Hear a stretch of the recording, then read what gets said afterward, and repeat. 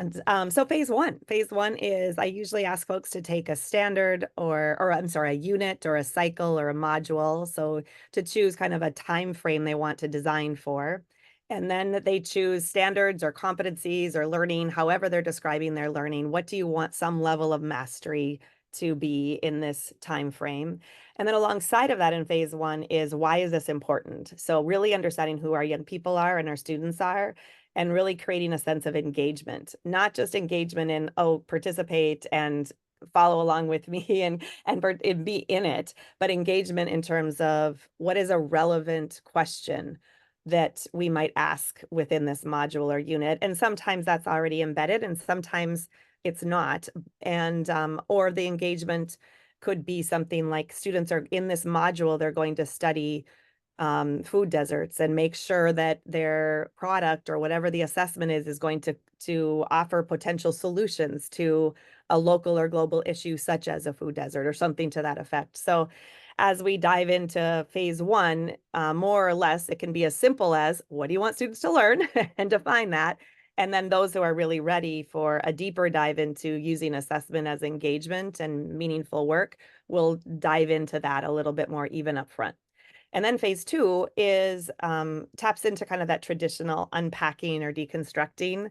And sometimes when you say unpacking or deconstructing standards, you get a collective groan in the room because that is a process that we have sometimes executed at nauseum, feeling like teachers have sometimes felt like they're just recreating curriculum documents. And so we kind of missed it there, or at least our first attempt missed it. And really the idea of phase two is laddering and analyzing standards and laddering. And essentially that does take standards or the learning descriptions and then asks folks to tease it apart into learning goals or learning targets. Sometimes people talk about it in that regard. So we try to figure out what are all of the, what I call rungs on the ladder, the prerequisite, where we want everyone to be, and then that deeper dive.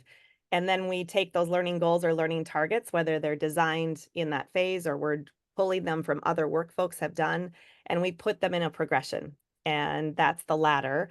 And sometimes people use a different symbol, but the whole idea is that we're creating a roadmap for students to achieve the learning and also for educators to follow along as we, and of course, it would be lovely if students learned everything in order, and that's not the case, but having a roadmap helps you and students really understand where to go. So that ladder learning progression is really the foundation for young people being able to understand what the learning looks like. So then that happens, and then phase three turns into an assessment plan. So once we know where we want to go, this is really the beginning with the end in mind and the backwards design that we're all very familiar with that Grant Wiggins and Jay McTighe a long time ago set us up for. It's just the assessment part a little bit tighter. And so usually I'll have folks list those learning goals that they want students to master, and then we will either align items that we have already kind of deemed we're going to use and make sure that they line up.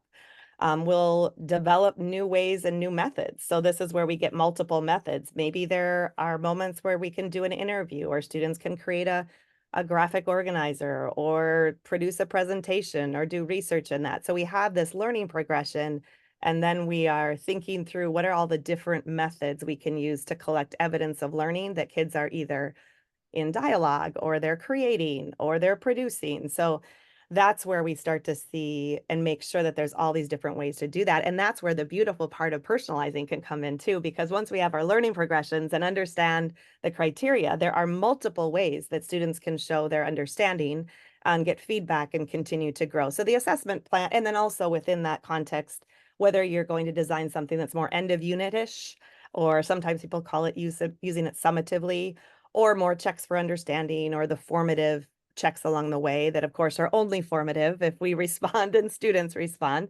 But this assessment plan can help us more intentionally decide where we're going to provide kids more feedback. So we're not assessing constantly, but we're assessing in very intentional moments that are more formative in nature where there will be response. So teachers can feel a little bit more like this is a manageable flow of assessment and instruction and process. So the assessment plan is phase 3, and then phase 4 is all the logistics. So that is, like, jam-packed with how do you write a good rubric, a good proficiency scale, a good, or rubric, a good if you're using multiple choice intentionally, if you're using constructed response, if you're doing a project. So essentially has all of the technical aspects. Once you have the plan, you can use the information or the quality guidelines to either critique and revise assessments or design from scratch. So that's 4. And then finally, phase 5 is the student investment side of it. So within the context of the assessment itself, no matter what it looks like, how do we design a scoring scheme so students understand that that score, whatever it looks like, whether it's a rubric, whether it's points, whether it's whatever it is, that they understand what that score means in terms of learning and their strengths and their next steps. And that's the second part of what's the reflection that's going to happen.